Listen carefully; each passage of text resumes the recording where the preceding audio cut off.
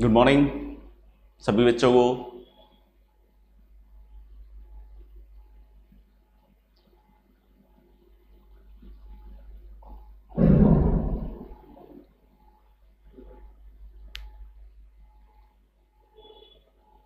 चलो बहुत बढ़िया बढ़िया बातें कह रहे हैं। बहुत अच्छा लगा देखकर। हाँ बहुत बढ़िया, सुप्रभात।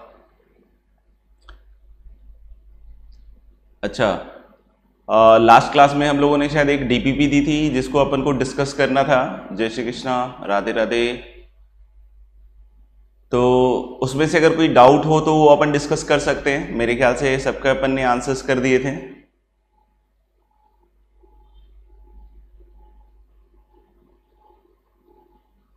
देख लो, किसी को क्वेश्चन नंबर 1 to 5 में डाउट हो तो बताएंगे। किसी को भी क्वेश्चन नंबर 1 to 5 में डाउट हो तो बताएंगे। DPP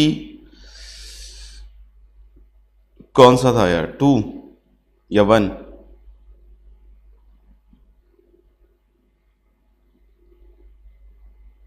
DPP 1, question number 1 to 5 में मेरे ख्याल से कुछ बच्चों ने क्वेश्चन नंबर शायद 3 लिखा है। हाँ, डीपीपी 1 क्वेश्चन नंबर 3 लिखा है शायद। क्वेश्चन नंबर 3 में मेरे ख्याल से लिखा हुआ है S equal to S1 equal to 4 plus 6/3 plus 8/3 square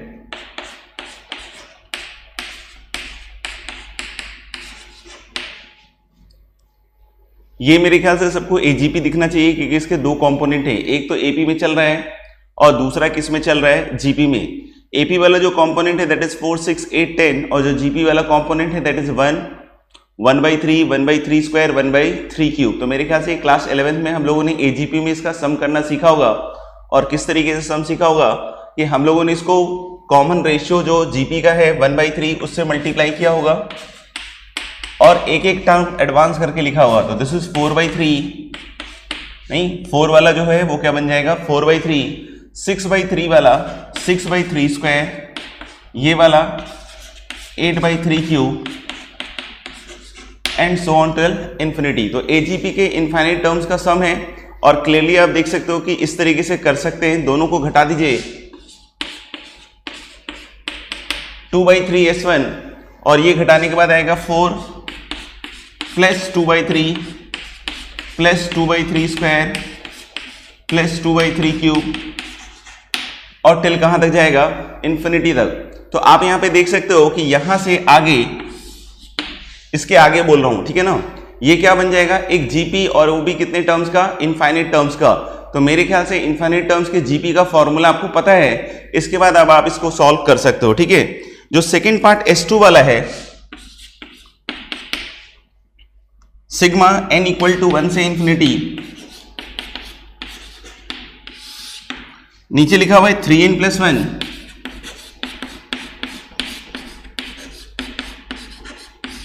into 3n plus 4। तो ऊपर हम लोग लिख सकते हैं 3n प्लस 4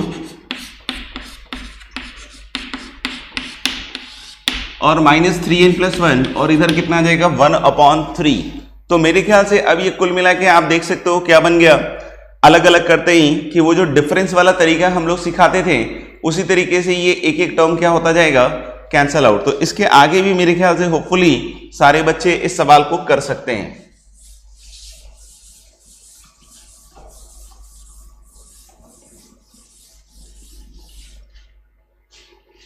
नेक्स्ट जो मेरे ख्याल से मेनली बच्चों ने पूछा है that is question number 5।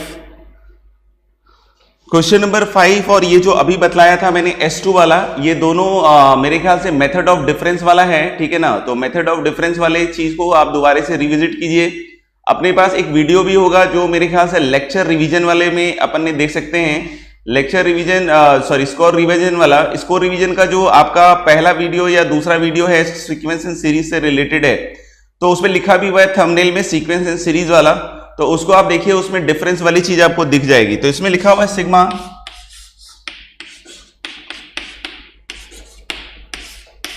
r equal to 1 से n 4r minus 1 sorry 4r minus 3 then is 4r plus 1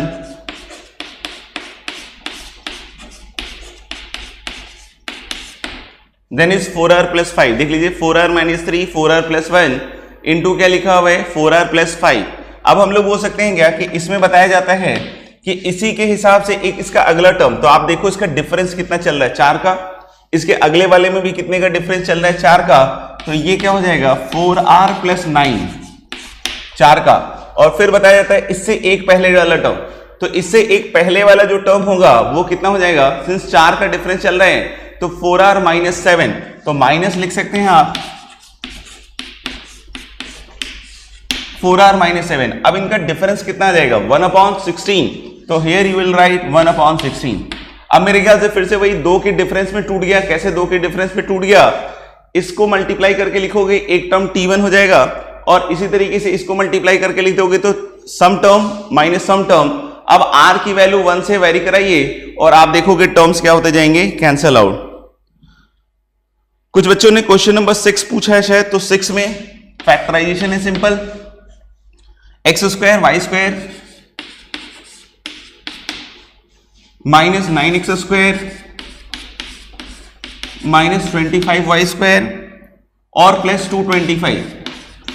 question number 6। तो हम बोले कि इसमें सिंपल है फैक्टराइजेशन, इन दोनों को अगर कॉमन लोगे तो x स्क्वायर कॉमन, अंदर y square minus 9 minus 25 common, अंदर y square minus 9 and this is equal to क्या हो जाएगा 0। इसके दो फैक्टर आ जाएंगे, एक तो एक्स स्क्वायर माइनस 25 और दूसरा y square minus 9 equal to 0। अब इसके फैक्टर्स में देख सकते हैं आपके x equal two plus minus 5 और y equal two plus minus 3। तो बोल रहा है कि इससे जो एरिया बनेगा उस एरिया को फाइंड आउट करो। तो इससे एरिया बहुत सिंपल है कि एक तो x इक्वल टू 5 और माइनस 5, तो ऐसा कुछ, और y इक्वल टू 3 और y इक्वल टू माइनस 3, तो एक रेक्टेंगल बन रहा है आप देख सकते हो। और ये 5 माइनस 5 वाला जो है इसके बीच का डिफरेंस 10 हो गया और इसके बीच का डिफरेंस कितना हो गया 6, तो ये 10 यूनिट का लेंथ हो गया, ये 6, तो एरिया जो हो जाएगा that is going to be what 60। तो मेरे ख्याल से ये इस तरीके से आसानी से सॉल्व हो सकता है।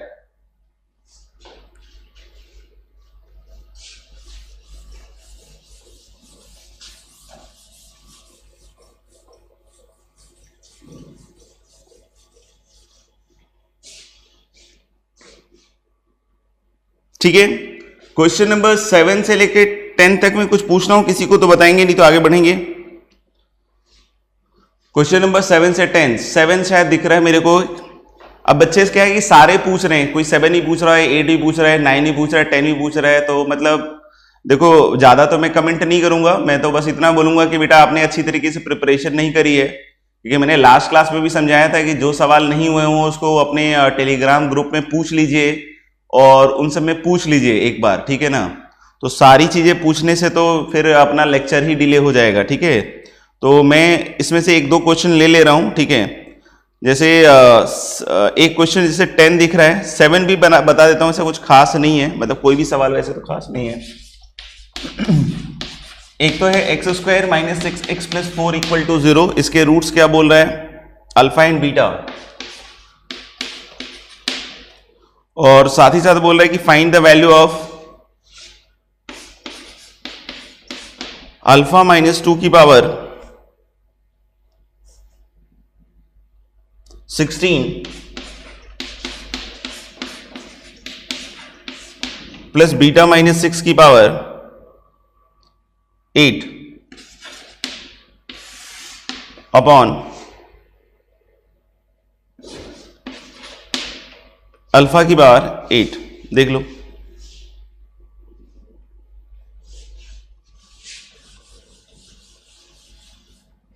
ये एक्सप्रेशन की वैल्यू निकालनी है अपन को, ठीक है। अभी इसमें मैं क्या कह रहा हूं कि आप देख सकते हो कि सबसे पहले अल्फा माइनस 2 की पावर 16 है, तो ये अल्फा माइनस 2 कैसे बनेगा, तो अपन इसको थोड़ा समझते हैं, ठीक है। तो अल्फा माइनस 2 की पावर 16 बनाने के लिए अगर हम चाहें तो ऊपर से यूज कर सकते हैं। देखना ये वाली चीज क्या है, ध्यान से देखो, अल्फा इसका रूट है,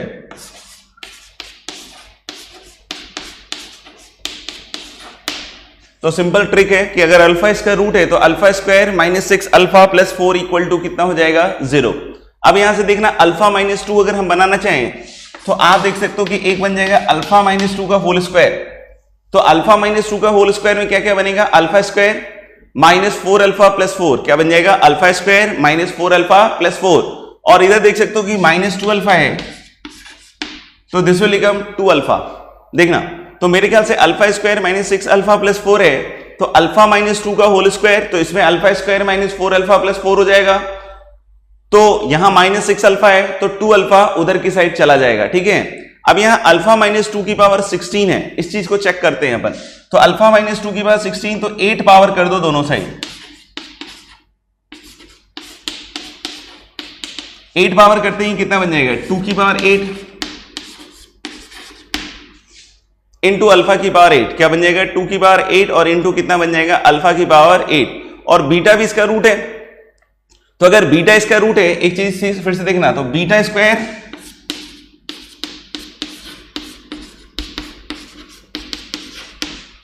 square minus 6 beta plus 4 equal to 0 क्या बन जाएगा, beta square minus 6 beta plus 4 equal to 0।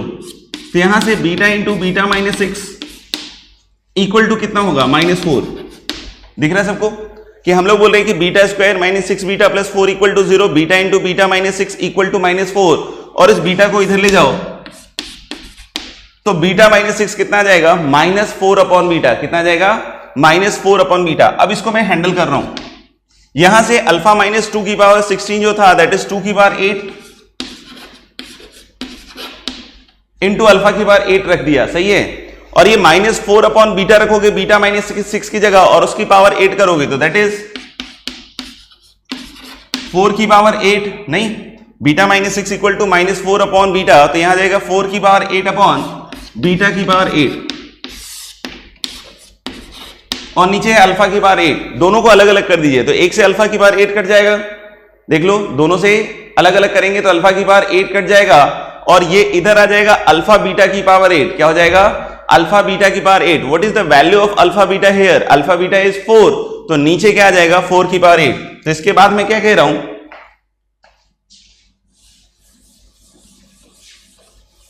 देख लो इसके बाद मैं क्या कह रहा हूं कि दोनों को अलग अलग करेंगे तो पहला टर्म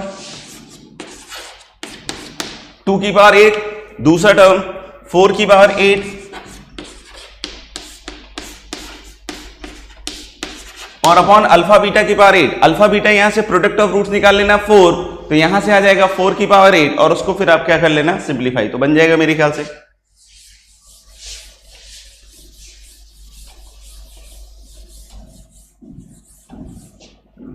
आगे बढ़ते हैं,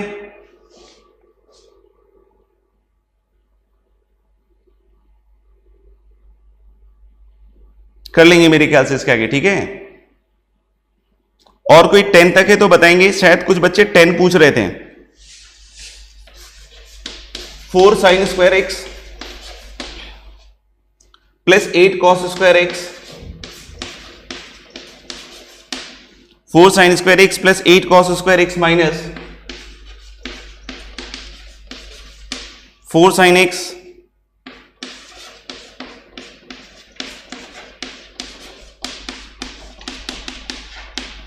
minus 8 root 3 cos x plus 7 equal to 0। 4 sin square x plus 8 cos square x minus 4 sin x minus 8 root 3 cos x plus 7 equal to 0। 0 से 3 पाई पे ध्यान रखना है। ट्रिग्नोमेट्रिक इक्वेशन का जो पहला इलस्ट्रेशन में लेता हूं क्लास में, मेरे ख्याल से ऐसा ही रहता है, ठीक है। तो मेरे ख्याल से सिंपल सा है, साइन स्क्वायर एक्स दिख रहा है, साइन एक्स दिख रहा है, तो मेरे ख्याल से परफेक्ट स्क्वायर बना सकते हैं। तो हम लोग कैसे बना सकते हैं perfect square, 2 sin x minus 1 का होल स्क्वायर, क्या बन जाएगा 2 sin x माइनस 1 का होल स्क्वायर। उसके बाद हम लोग बोल रहे हैं 8 cos स्क्वायर एक्स वाला, तो 8 cos स्क्वायर एक्स में चाहो तो पहले एक 2 निकाल लो, तो यहां बन जाएगा कितना 4 cos स्क्वायर एक्स, नहीं क्या बन जाएगा 4 cos स्क्वायर एक्स। यहां से 2 निकल चुका है, देखना ध्यान से, तो यहां क्या बन जाएगा माइनस 4 रूट 3 cos एक्स, ठीक है। 2 times 4 cos square x is back to 8 square cos square x और माइनस क्या हो जाएगा 8 रूट 3 cos एक्स।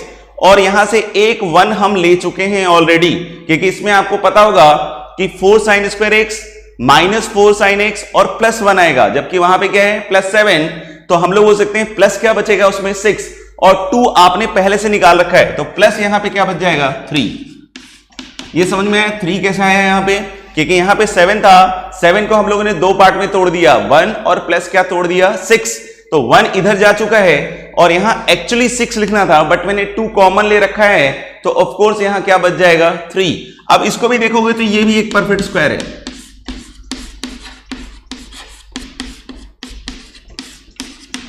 देख लो ये किसका परफेक्ट स्क्वायर हो गया 2 cos x माइनस रूट 3 का होल स्क्वायर, किसका परफेक्ट स्क्वायर हो गया 2 cos x माइनस रूट 3 का whole square x, 4 cos square x, 2 ab करोगे तो माइनस 4 रूट 3 cos x और रूट 3 का square that is 3।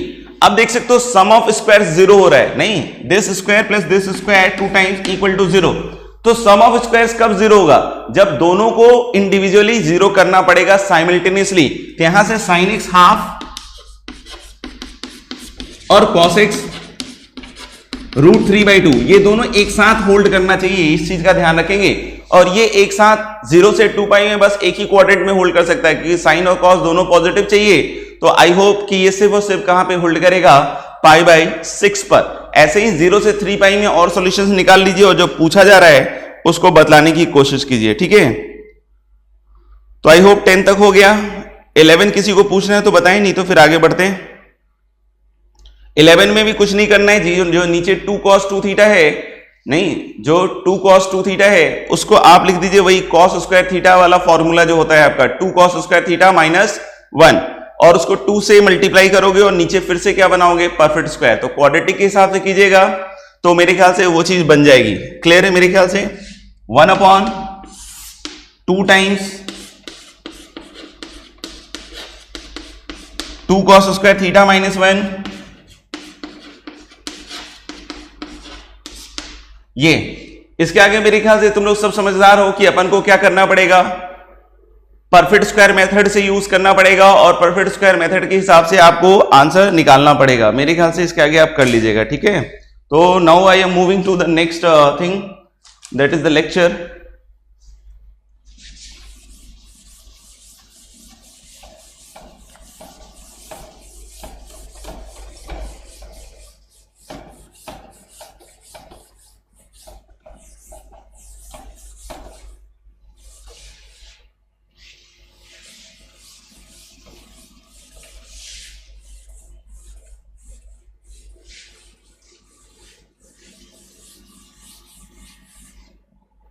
Last class में मेरे ख्याल से जो मैंने लेक्चर लिया था उसमें भी मैंने 2 सवाल दिए थे शायद लास्ट में जाते जाते, तो आई होप कुछ बच्चों ने अटेम्प्ट जरूर किए होंगे। अगर किसी का कुछ आंसर आया हो तो बताएगा, और अगर नहीं आया हो तो कोई बात नहीं, अभी इसको अपन सॉल्व करके देखेंगे। एक क्वेश्चन था, अच्छा सिर्फ एक ही क्वेश्चन था शायद, मैं थोड़ा सा ध्यान नहीं है, शायद मुझे लगा 2 क्वेश्चन दिए थे, तो मेरे ख्याल से मोस्टली बच्चों के आंसर आ गए 111 शायद, तो मेरे ख्याल से ठीक आंसर है। अपन आगे बढ़ सकते हैं क्या, सॉल्व करके दिखा देता हूं।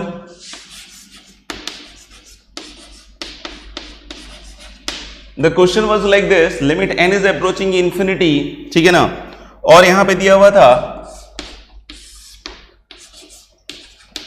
Square root of n³ minus 2n square plus 1 और plus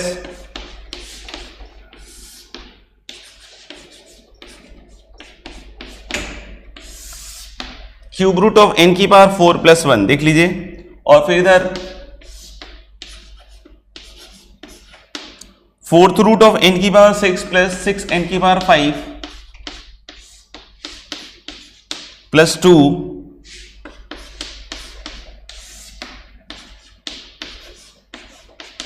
5th root of n की पावर 7 प्लस 3n³ प्लस 1, ठीक है ना। तो मेरे ख्याल से we had this question in the last class, जिसको मैंने बोला था कि घर पे आप लोग ट्राई कीजिएगा। तो इसका आंसर जैसे बच्चे बता रहे हैं 1 है, तो मैं भी एग्री करता हूं कि इसका आंसर 1 ही है। अच्छा एक चीज समझना, पहले तो हम इनडिटर्मिनेट फॉर्म चेक करने की बात करते हैं। तो इंडिटरमिनेट फॉर्म चेक करने में हमारे को सबसे पहले देखना चाहिए कि ऊपर किधर जा रहा है जब n अप्रोचिंग इंफिनिटी है। तो ये देख सकते हो कि आप क्यूबिक है n cube minus 2n square plus 1, और फंक्शन में आपको जरूर सिखाया गया होगा कि अगर एक कोई पॉलिनोमियल है, नहीं उसमें हम n अप्रोचिंग इंफिनिटी पे कैसे निकालते हैं, हाईएस्ट पावर निकालकर, नहीं जैसे n cube minus 2n square plus 1 है, n अप्रोचिंग इंफिनिटी पे अगर मुझे पता करना है कि n cube minus 2n square plus 1 किधर जा रहा है, तो इसमें क्या सिखाया जाता है आप लोगों को कि आप इसमें जो हाईएस्ट पावर है उसको बाहर निकालिए। अब अगर आपने हाईएस्ट पावर बाहर निकाला n क्यूब, तो अंदर क्या बचेगा 1 माइनस 2 अपॉन n और प्लस 1 अपॉन n क्यूब। मैंने अभी बस ऐसे ही आपको समझाने के हिसाब से ये अलग से लिखा हुआ है, ठीक है। ऐसा आपको हर एक पे करके देखना होगा खुद से। तो मैंने क्या बोला कि n अप्रोचिंग इंफिनिटी पे हम इसको चेक करना चाह रहे हैं कि ये किधर जा रहा है, तो हम लोग बोल रहे हैं इस एक्सप्रेशन को मैंने अलग से पकड़ लिया और इसमें से हम n क्यूब जो हाईएस्ट पावर है उसको निकाल लेते हैं। तो ये बचा 1 minus 2 upon n plus 1 upon n cube. तो n अप्रोचिंग इंफिनिटी पे आपको दिख रहा होगा कि ये टर्म इंफिनिटी जा रहा है। अंदर के एक्सप्रेशन की बात करें तो ये 1 जा रहा है, ये 2 अपॉन इंफिनिटी किधर जाएगा 0, और ये 1 अपॉन इंफिनिटी भी कहां जाएगा 0। यानी ये पूरा टर्म जो है ब्रैकेट के अंदर का, ये किधर की तरफ जा रहा है 1, और ये किधर की तरफ जा रहा है इंफिनिटी। यानी ये पूरा एक्सप्रेशन किधर की तरफ जा रहा होगा, इंफिनिटी इंटू 1। दैट मीन्स कि it must be approaching what, infinity. तो मेरे ख्याल से एक चीज आपको क्लियर हो गई क्या, n अप्रोचिंग इंफिनिटी पे अंदर वाला एक्सप्रेशन इंफिनिटी मतलब बहुत लार्ज वैल्यू जा रहा होगा, and square root of that is also going to be a very large value. तो यानी ये पूरा एक्सप्रेशन मैं क्या कह सकता हूं कि इंफिनिटी की तरफ जा रहा होगा। ऐसे ही आप n की पावर 4 प्लस 1 को सिमिलर मेथड से चेक कर लेना n अप्रोचिंग इंफिनिटी को। ऐसे तो इसमें उधर चेक करने की जरूरत नहीं है, तो डायरेक्ट भी दिख रहा है कि ये इंफिनिटी की पावर 4 यानी कि बहुत लार्ज क्वांटिटी, और प्लस क्या हो जाएगा 1, तो ये भी कहां जा रहा है इंफिनिटी। यानी हम लोग बोल सकते हैं क्या कि इसका न्यूमरेटर इंफिनिटी जा रहा है, और इसी तरीके से आप चेक करना डिनोमिनेटर भी कहां जा रहा होगा, इंफिनिटी। तो ये किस फॉर्म का एक्सप्रेशन हो गया n अप्रोचिंग इंफिनिटी पे, इंफिनिटी बाई इंफिनिटी। क्लियर है यहां तक। अब हम लोग इसमें एक चीज समझें कि कभी भी आपके पास इंफिनिटी बाई इंफिनिटी टाइप के एक्सप्रेशन का लिमिट निकालने के लिए आए, कभी भी आपके पास इंफिनिटी बाई इंफिनिटी टाइप के एक्सप्रेशन का लिमिट निकालने के लिए आए, तो आप एक सिंपल काम कर सकते हैं। सिंपल काम क्या कर सकते हैं कि सेंड इंफिनिटी इन डिनोमिनेटर। मेरी लाइन को फिर से पकड़िए, समझिए कि सेंड इंफिनिटी इन डिनोमिनेटर मतलब इंफिनिटी को डिनोमिनेटर में भेजने का प्रयास करें। इंफिनिटी की कुछ ऐसी व्यवस्था करें कि वो किधर चला जाए, डिनोमिनेटर में, ठीक है। और डिनोमिनेटर में जाते ही इंफिनिटी क्या बन जाएगा, आप लोगों को सबको समझ में आता है कि whenever infinity goes into denominator, हम लोग बोल सकते हैं इस तरह की अवस्था में हो जाएगा कि इंफिनिटी अगर डिनोमिनेटर में चला गया तो पूरा एक्सप्रेशन किधर की तरफ चला जाएगा 0। तो मेरे ख्याल से आपको ये समझना चाहिए कि जब कभी भी आप इंफिनिटी बाई इंफिनिटी टाइप के सवालों को सॉल्व कर रहे हैं, तो जिसके कारण भी इंफिनिटी बन रहा हो, आप उसको डिनोमिनेटर में भेजने की कोशिश करें। और इंफिनिटी को जैसे ही डिनोमिनेटर में भेजेंगे, आपको अपने आप समझ में आ जाएगा कि वो टर्म क्या हो जाएगा 0। तो आप यहाँ पे ये पूरा एक्सप्रेशन देख रहे हैं, कुछ बच्चे रेशनलाइजेशन का सुझाव दे रहे हैं, तो मेरा मानना है कि यहाँ पे कुछ भी ऐसा रेशनलाइजेशन ना करें। एक तो आपको सबसे पहले ये क्लिक करना चाहिए, स्क्वायर रूट है, क्यूब रूट है, इधर फोर्थ रूट है, फिफ्थ रूट है, आप कौन सा रेशनलाइजेशन यूज करोगे नहीं समझ में आएगा मुझे, और अगर आपको आता है तो आप करें, जरूर से करें। अच्छा यहाँ देखिए, तो हम लोग बोल रहे हैं क्या कि इसमें अभी हमने देखा कि इंफिनिटी को डिनोमिनेटर में कैसे भेजा जाता है। कैसे भेजा जाता है इंफिनिटी को डिनोमिनेटर में, कि जो हाईएस्ट पावर है उसको बाहर निकाल लीजिए। जैसे देखा ना, यहाँ हाईएस्ट पावर मैंने n क्यूब बाहर निकाला, तो अपने आप इंफिनिटी कहां चला गया, डिनोमिनेटर में, ठीक है। तो एक पुष्पेंद्र पवार का आया है, replace x as 1/t। That is a very good suggestion Pushpendra, और हम उस तरीके से भी प्रोसीड कर सकते हैं जो पुष्पेंद्र ने कहा, ठीक है ना, कि x को हम 1/t रख सकते हैं। बाकी हम लोग ऐसा कर सकते हैं कि जो हाईएस्ट पावर उसको बाहर निकाल लीजिए आप। तो n क्यूब और स्क्वायर रूट से निकालेंगे तो n की पावर क्या आ जाएगा 3/2, और स्क्वायर रूट के अंदर क्या बनेगा 1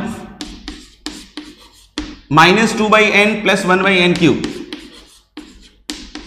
तो मेरे ख्याल से मैंने समझा दिया कि हमारे अप्रोच करने का विजन क्या है। अप्रोच करने का विजन सिंपल सा है कि हम इंफिनिटी को डिनोमिनेटर में भेज रहे हैं, ठीक है। तो n की पावर 3/2 और ये इधर आ जाएगा। ऐसे ही n की पावर 4 निकालिए, तो n की पावर 4/3, और इधर देख सकते हैं क्या, cube root of 1 plus 1 upon n की पावर 4। नहीं, हेलो हेलो, n की पावर 4 बाहर निकालिएगा तो n की पावर 4/3 और इधर क्या बन जाएगा cube root of 1 plus 1 upon n की पावर 4। ऐसे यहां से हाईएस्ट पावर आप n की पावर 6 निकाल लीजिए, तो n की पावर 6 निकालेंगे तो n की पावर 6/4, तो दैट इज n की पावर क्या हो जाएगा 3/2 और इधर क्या बनेगा 4th रूट ऑफ, और ये क्या बचेगा 1 प्लस,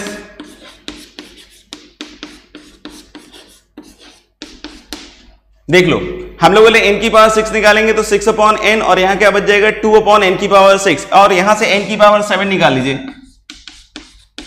तो n की पावर 7/5 और इधर क्या बचेगा 5th रूट ऑफ, देख लेना 1 प्लस और प्लस, चेक कर लीजिए आप एक बार। तो मेरे ख्याल से हम लोग यहां तक पहुंच चुके हैं और ये आपको समझ में आ रहा होगा कि बहुत सारी जगहों पे इंफिनिटी डिनोमिनेटर में जा चुका है और बहुत सारी जगहों पे नहीं भी गया है, देख लो एक बार। तो हम लोग बोल सकते हैं क्या कि यहां पे और यहां पे इंफिनिटी डिनोमिनेटर में जा चुका है, इधर भी जा चुका है, इधर भी जा चुका है, लेकिन इन दोनों की बात करें तो अभी भी इंफिनिटी न्यूमरेटर में, और इन दोनों की बात करें तो अभी भी इंफिनिटी न्यूमरेटर में। तो हम लोग यहां एक सिंपल सी बात क्या कह सकते हैं कि फिर अब इन दोनों में जो बड़ा पावर है उसको बाहर निकाल दो। इन दोनों में बड़ा पावर कौन सा है चेक कर लेते हैं। 3/2 कितना हो गया 1.5, 4/3 कितना हो गया 1.33333 सो ऑन, ठीक है। तो ऑफ कोर्स n की पावर 3/2 क्या होगा बड़ा। तो अब मैं यहां पे क्या बोल रहा हूं आपको कि n की पावर 3/2 को आप इससे बाहर निकाल लीजिए, तो नीचे क्या आ जाएगा n की पावर 3/2। इन दोनों में भी देखिए 3/2 इज 1.5 और 7/5 कितना हो जाएगा 1/1.4, तो इससे n की पावर 3/2 निकालेंगे तो इधर भी n की पावर क्या आ जाएगा 3/2 और लिमिट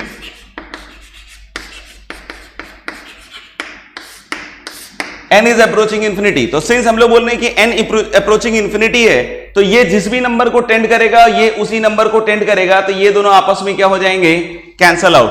अब यहां पे चीज देखिए n की पावर 4/3 और नीचे n की पावर 3/2, तो नीचे बड़ा है तो अपने आप बोल सकते हो कि ये कैंसल आउट होके 1 अपॉन n की पावर, देख लो एक बार ध्यान से 3/2 माइनस 4/3 नहीं, तो ये बन जाएगा 9 माइनस 8 और 1/6। तो यानी कि हम लोग बोल सकते हैं क्या कि इस पूरे एक्सप्रेशन को हम लोग यहां पे ऐसे लिख सकते हैं 1 अपॉन n की पावर 1/6 और यहां पे क्या लिख सकते हैं 1 अपॉन n की पावर 1/10, ठीक है ना। तो देख लेना हम लोग बोल सकते हैं यहां आ जाएगा 1 अपॉन n की पावर 1/10, 1 अपॉन n की पावर 1/6। अब इसमें देख सकते हो कि जहां जहां इंफिनिटी है सब जगह डिनोमिनेटर में है, जहां जहां इंफिनिटी है सब जगह कहां पे है डिनोमिनेटर में। देख सकते हो ये टर्म अब किधर की तरफ जा रहा है बच्चों 1, ये वाला 0 जा रहा है और ये 1 जा रहा है, तो प्रोडक्ट तो इसका किधर चला जाएगा 0, और ऐसे ही ये वाला भी 0 चला जाएगा और ये 1 जाएगा, तो यानी ओवरऑल ये 1 अपॉन 1 किसके बराबर बन जाएगा 1। तो यानी हम लोग बोल सकते हैं इस एक्सप्रेशन के लिमिटिंग वैल्यू जो है वो किसके बराबर आ जाएगी 1। आगे बढ़ते हैं अगले सवाल की तरफ।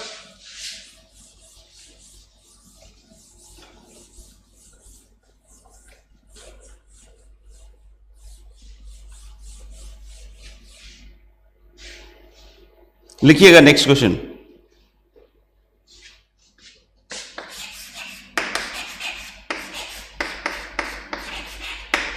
Limit n is approaching infinity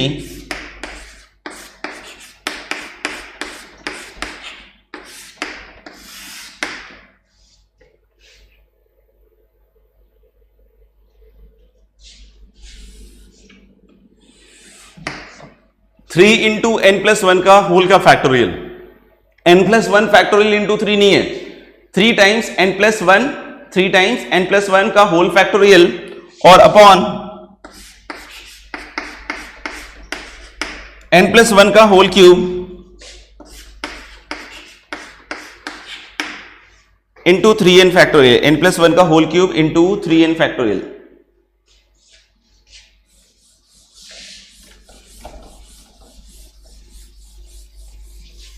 solve करेंगे।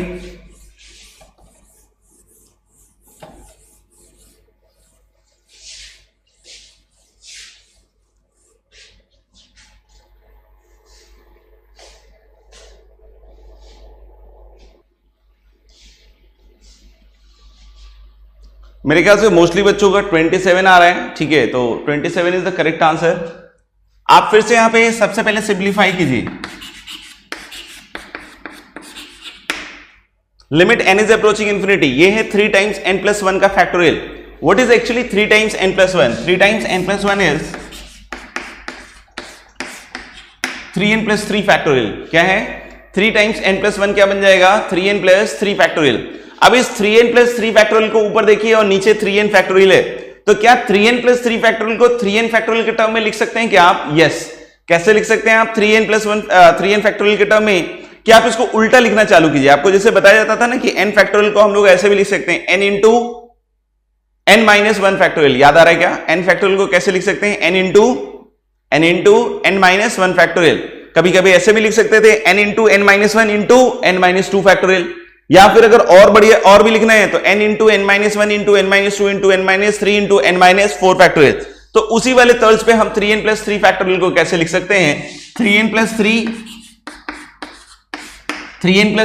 फिर क्या लिख सकते हैं? 3n प्लस 2, फिर क्या लिख सकते हैं? 3n plus 1। अब इसके बाद जो बनेगा 3n plus 3, 3n plus 2, 3n plus 1, उसके बाद क्या बनेगा आपका? 3n factorial. उसके बाद क्या बनेगा? 3n फैक्टोरियल, और नीचे n प्लस 1 का whole cube into 3n factorial. तो सबसे पहला सिंप्लीफिकेशन आपको क्लियर हो गया कि हमने 3n प्लस 3 को इस तरीके से उल्टा लिखा है और 3n फैक्टोरियल अपने आप क्या हो गया? Cancel out. अब ये एक्सप्रेशन बचा। इसमें जैसा कि मैंने पहले भी आपको बताया कि अभी थोड़ी देर पहले कि इंफिनिटी को डिनोमिनेटर में भेजें, तो इंफिनिटी को डिनोमिनेटर में भेजने के लिए भी क्या बताया था? हाईएस्ट पावर कॉमन लेंगे। तो इसमें हाईएस्ट पावर क्या है? n। इसमें हाईएस्ट पावर क्या है? n, और इसमें भी हाईएस्ट पावर क्या है? n। तो सबसे अगर n निकालोगे तो अल्टीमेटली कितना निकला? n क्यूब, और अंदर क्या बना? 3 plus 3 by n, 3 plus 2 by n, 3 plus 1 by n, और नीचे इससे n निकालोगे तो ऊपर क्यूब है, तो n cube into 1 plus 1 by n का होल क्यूब। सो n अप्रोचिंग इंफिनिटी में ये दोनों सेम नंबर को टेंड कर रहे होंगे, तो ये गया, और इधर देखिए ये 3 जा रहा है, ये 3 जा रहा है, ये 3 जा रहा है, और नीचे 1 जा रहा है, तो this is going to be what? 27। बिल्कुल सही आंसर है 27 आप लोगों का। आगे बढ़ते हैं अगले सवाल की तरफ।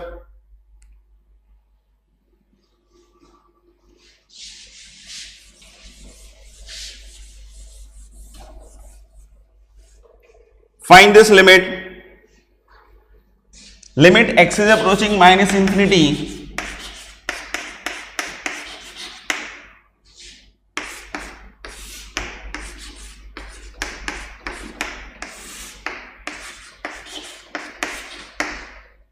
root over of x square plus 1 upon 3x minus 6। Limit x is approaching minus infinity, ध्यान दीजिएगा इसमें माइनस इंफिनिटी की तरफ जा रहा है, and root under x square plus 1 upon 3x minus 6। इसको बताएं सॉल्व करके।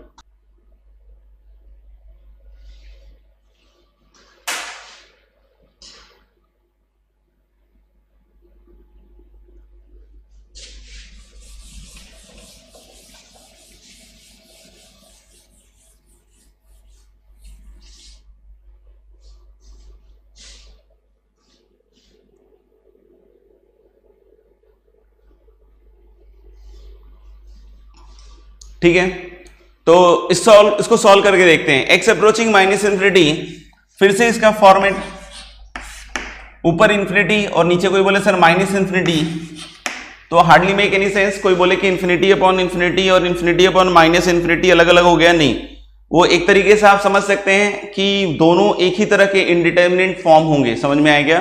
तो मेरे ख्याल से इसको हम इंफिनिटी अपॉन इंफिनिटी वाली कैटेगरी में डाल सकते हैं। ठीक है, अब यहां देखिएगा, हम इसमें फिर से हाईएस्ट पावर निकालेंगे,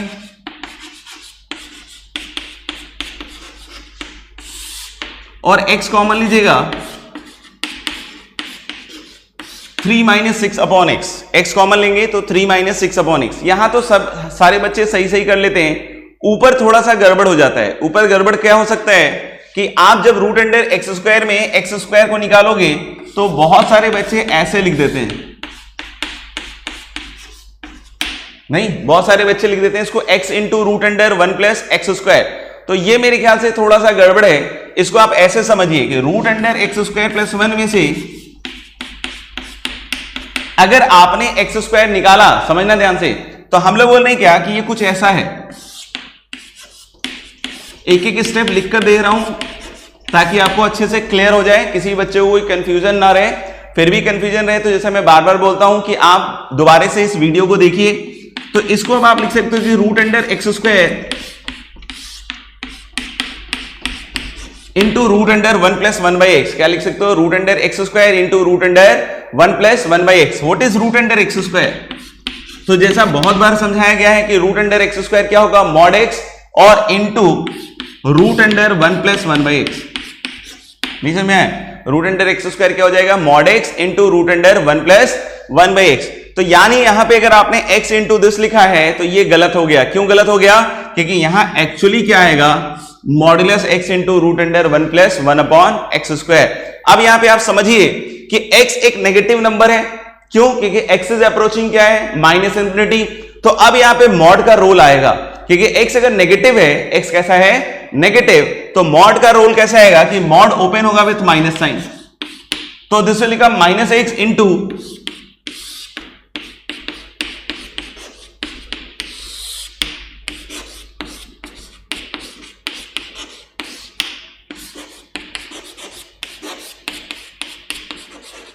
limit x is approaching minus infinity. तो अब आप देख सकते हो कि ये x कैंसिल आउट हो जाएगा, और x के कैंसिल आउट होने के बाद x अप्रोचिंग इंफिनिटी पे ये 1 प्लस ये वाला टर्म तो 0 हो जाएगा, और 3 माइनस 0 और एक माइनस साइन, तो ये किसके बराबर हो जाएगा?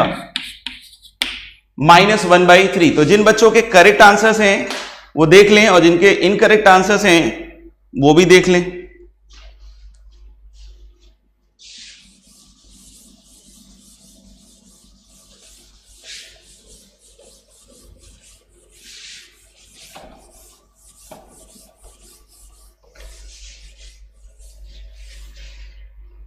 ये पर्टिकुलर जो मॉड वाली समस्या है, इसको हम लोग वैसे भी हैंडल कर सकते हैं कि x की जगह -t रखकर, क्योंकि जब आप x को -t रखोगे तो माइनस इंफिनिटी जा रहा होगा, तो t एक्चुअली कहां जा रहा होगा? इंफिनिटी। मैंने क्या कहा कि आप चाहे तो उसमें x की जगह -t और या चाहो तो -1/t भी रख सकते हो, दोनों में से कोई भी चीज रख सकते हो।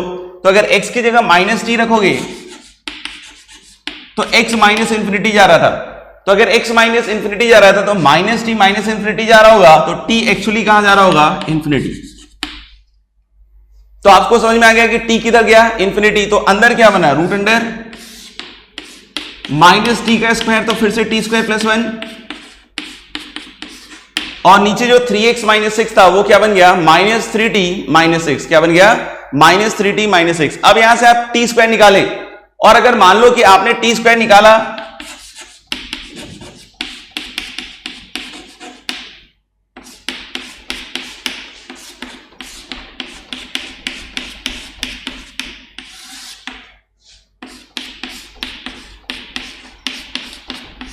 टी स्क्वायर निकाला और आपने मॉड टी लिखा और ऐसा लिखा, ठीक है ना? तो अब आपको समझ में आना चाहिए कि टी अप्रोचिंग इंफिनिटी पे अब ये मॉड टी भी कैसे खुलेगा? एज प्लस साइन ही खुलेगा, यानी आपको इसको टी लिखना पड़ेगा। और मान लो कि किसी ने गलती से भी टी स्क्वायर निकाल के टी ही लिखा और मॉड भूल गया, तब भी उस केस में एक्चुअली टी ही आ रहा है, तो आपके आंसर में गलती नहीं होगी। तो मेरे ख्याल से आपको समझ में आ रहा है कि आंसर अभी भी इसका किसके बराबर आ जाएगा? -1/3। तो अगर x अप्रोचिंग माइनस इंफिनिटी वाले सवाल हैं और आपको लग रहा है कि मॉडुलस की गलती आपसे हो सकती है, तो उस केस में आप -t रखकर प्रोसीड करें ताकि वो गलती से आप बच सकें। समझ में आएगा? बाकी हम लोग आगे बढ़ते हैं। जिस भी बच्चे को थोड़ा बहुत कंफ्यूजन हो रहा हो वो उस वीडियो को दोबारा देखें, क्योंकि सवाल टू सवाल चल रहा है, तो ऐसा नहीं है कि कोई फर्क पड़ेगा, तो उसको दोबारा देखिएगा। मेहनत करनी पड़ेगी सीखने के लिए, सभी करते हैं और जो करते हैं वही सीखते भी हैं।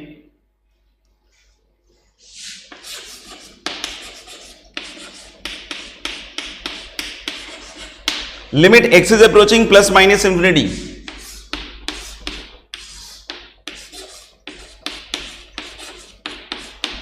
Under root of x square minus 2x minus 1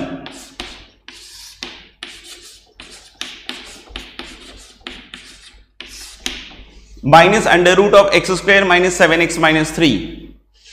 ठीक है, limit x is approaching plus minus infinity, limit x is approaching plus minus infinity under root of x square minus 2x minus 1 minus under root of x square minus 7x minus 3। अब यहां पे आप देख रहे हो कि x plus minus infinity लिख दिया है, तो इसका मतलब ये नहीं कि एक साथ इंफिनिटी भी जा रहा है एक साथ माइनस इंफिनिटी भी जा रहा है, नहीं।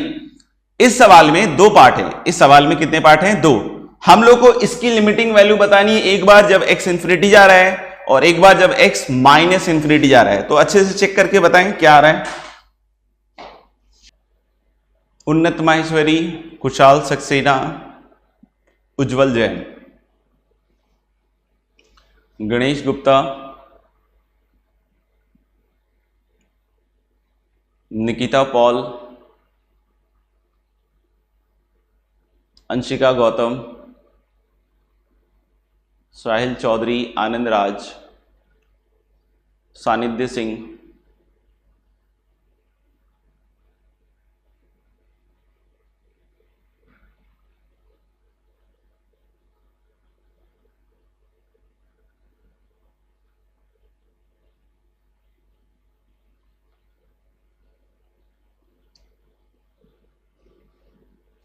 तो सही है मेरे ख्याल से 5/2 और -5/2। जब इंफिनिटी जा रहा होगा तो 5/2 और जब माइनस इंफिनिटी जा रहा हो तो -5/2। हर्ष Poonia,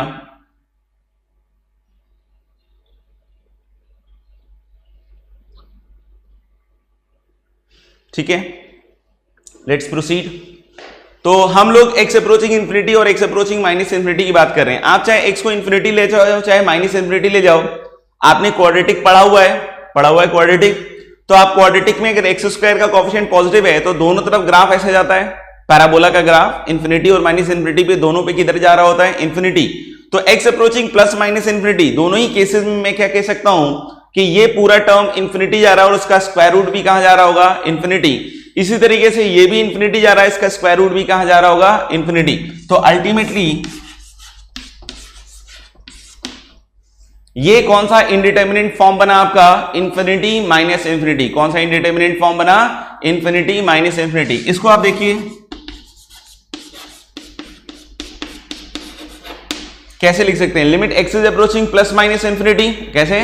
limit x is approaching plus minus infinity, और यहां देखना इसको हम रेशनलाइज कर रहे हैं। तो रेशनलाइज करोगे तो under root of x square minus 2x minus 1 plus under root of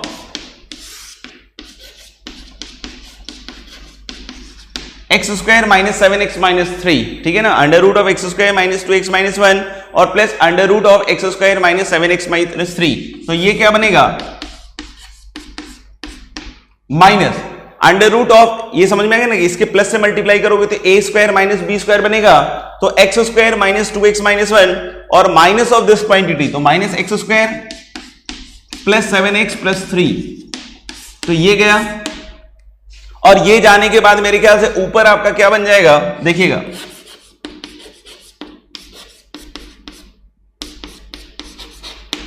limit x is approaching plus minus infinity, ये 7x माइनस 2x कितना हो जाएगा? 5x, और 3 माइनस 1 कितना हो जाएगा? 2, और under root of x square minus 2x minus 1 और प्लस अंडर रूट ऑफ, ये ऐसा बन जाएगा। अब आप देख सकते हो कि ये फॉर्म किसका हो गया आपका? फिर से इंफिनिटी बाई इंफिनिटी वाला। तो देखते हैं इसमें आगे। इसमें फिर से हम लोग बोल रहे हैं क्या कि आप क्या करो कि हाईएस्ट पावर निकालो।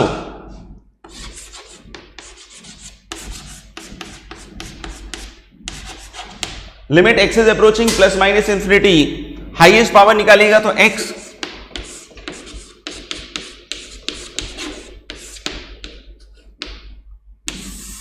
फाइव प्लस 2/x, और इधर से रूट अंडर एक्स स्क्वायर में से निकालेगा तो मॉड एक्स, और यहां से भी मॉड एक्स। तो मॉड एक्स ओवरऑल लिख देता हूं मैं बाहर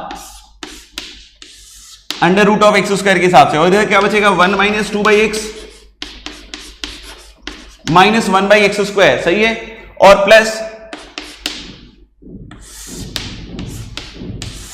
under root of 1 minus 7/x minus 3/x square. क्या किया मैंने कि अंदर से एक्स स्क्वायर बाहर निकाला तो दोनों से मॉड एक्स बाहर आएगा, तो मॉड एक्स इधर लिखा हुआ है, सही है सबके लिए, और अंदर जो बचा हुआ है वो मैं लिख रहा हूं। तो अब एक्स इंफिनिटी जाएगा तो ये कैसे खुलेगा एज एक्स, एक्स इंफिनिटी जाएगा तो कैसे खुलेगा एज एक्स, तो एक्स कट जाएगा, और x कटने के बाद ये 5 जा रहा है, ऊपर वाले में ये वाला 0 हो जाएगा, ये 5 जा रहा है और ये 1 + 1 क्या हो जाएगा 2। तो यानी कि इंफिनिटी वाले केस का आंसर क्या आ गया 5/2। और माइनस इंफिनिटी जब ले रहोगे तो ये मॉड x कैसे खुलेगा एस -x, तो ये भी कटेगा तो एक माइनस साइन देगा उधर से, फिर से 5/2, तो अल्टीमेटली आंसर क्या होगा -5/2। यानी कि इंफिनिटी वाले में 5/2 आ रहा है और माइनस इंफिनिटी वाले में क्या आ जाएगा -5/2। ठीक है, आगे बढ़ते हैं।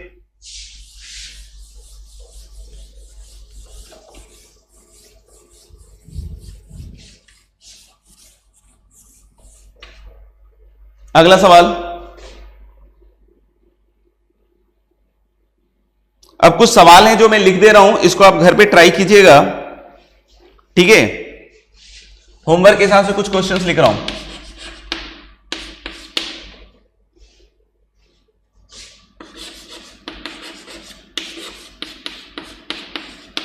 Limit x is approaching -2,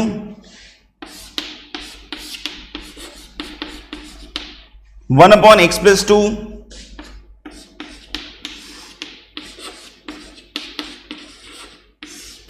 -12 upon x³ + 8,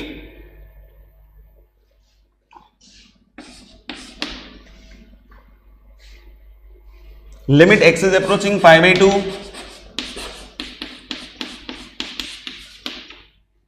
tan² x,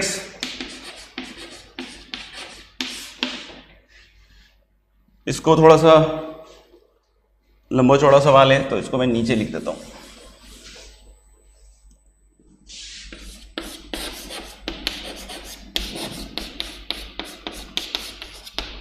limit x is approaching 5/2,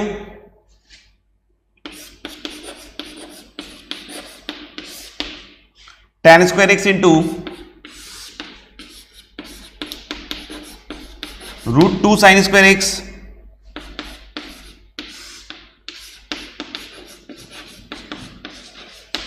plus 3 sin x + 4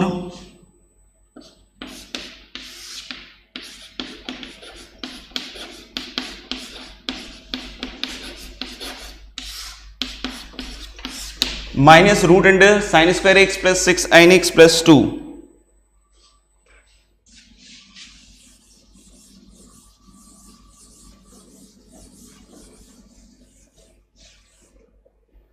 अगले सवाल पे,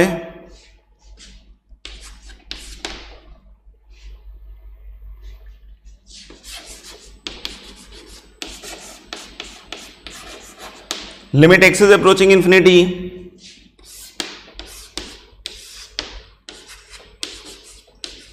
√³ x³ plus 3x²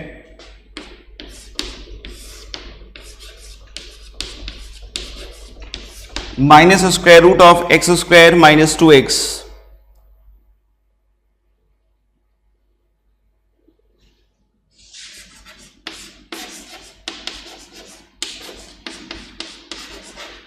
limit x is approaching infinity,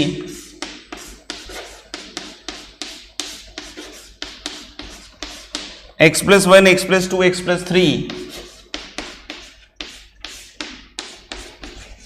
की power 1/3 minus x + 1 × x + 2 × x + 3 की पावर 1/3 माइनस x। और एक और, limit x is approaching 0,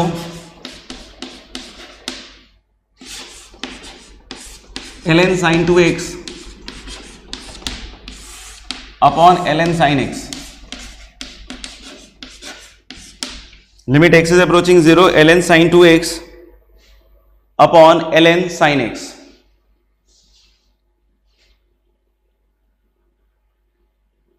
ठीक है,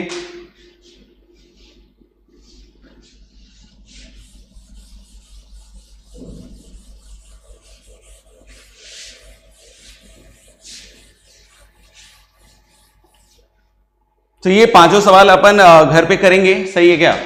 और अभी मैं आपको एक और देख लेता हूं स्टैंडर्ड लिमिट।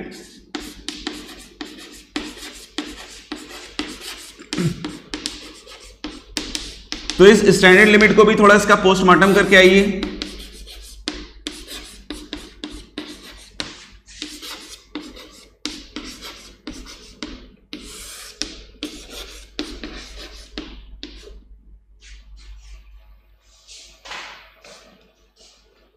ठीक है, देख लो एक बार। तो मेरे ख्याल से ये पांचों क्वेश्चन के अलावा आपको एक और काम करना है। क्या काम करना है कि इस स्टैंडर्ड लिमिट, जैसे मैंने याद हो तो बताया था कि यू मस्ट नहीं be able to check first is indeterminate form, नहीं you must be able to check the indeterminate form. सबसे पहली चीज जो 7 इनडिटर्मिनेट फॉर्म बताए थे मैंने, समझ में आएगा। दूसरी चीज मैंने क्या बोली थी कि इनडिटर्मिनेट फॉर्म को हटाने के लिए हम लोग को हमेशा काम करना पड़ेगा। तो पहले आप इनडिटर्मिनेट फॉर्म चेक करें, फिर उसको हटाने की बात की। तो मैंने अभी बहुत सारे एग्जांपल लिए जिसमें सिंपल अलजेब्रिक मेथड्स यूज हो रहे हैं, रेशनलाइजेशन, फैक्टराइजेशन और इस तरह की चीजें, अलजेब्रिक आइडेंटिटीज और बाइनोमियल थ्योरम्स भी अभी यूज होंगे, अभी जो मैंने क्वेश्चंस दिए हैं, समझ में आ गया। और उसके आगे मैंने बोला था कि कुछ स्टैंडर्ड लिमिट्स भी आएंगे। तो अभी हमारा जो दूसरा पार्ट है वो चालू होगा अगली क्लास से कि स्टैंडर्ड लिमिट्स देखेंगे, समझ में आएगा।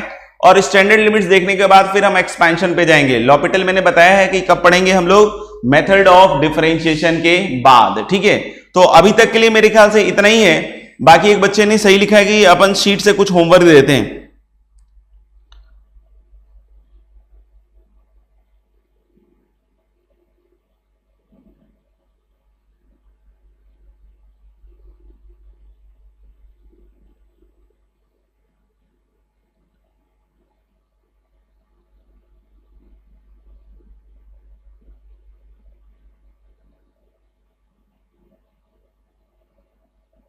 लिखेंगे शीट से जो होमवर्क दे रहे हैं।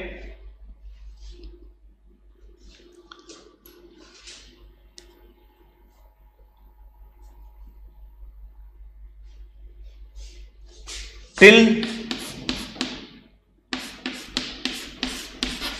डू योरसेल्फ 4,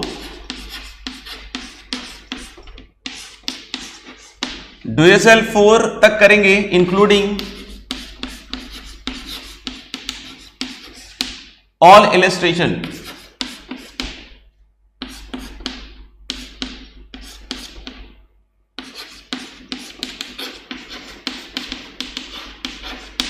तो हम लोग बोले कि डू योरसेल्फ 4 तक करना है और इंक्लूडिंग ऑल द इलस्ट्रेशन करना है, और डीपीपी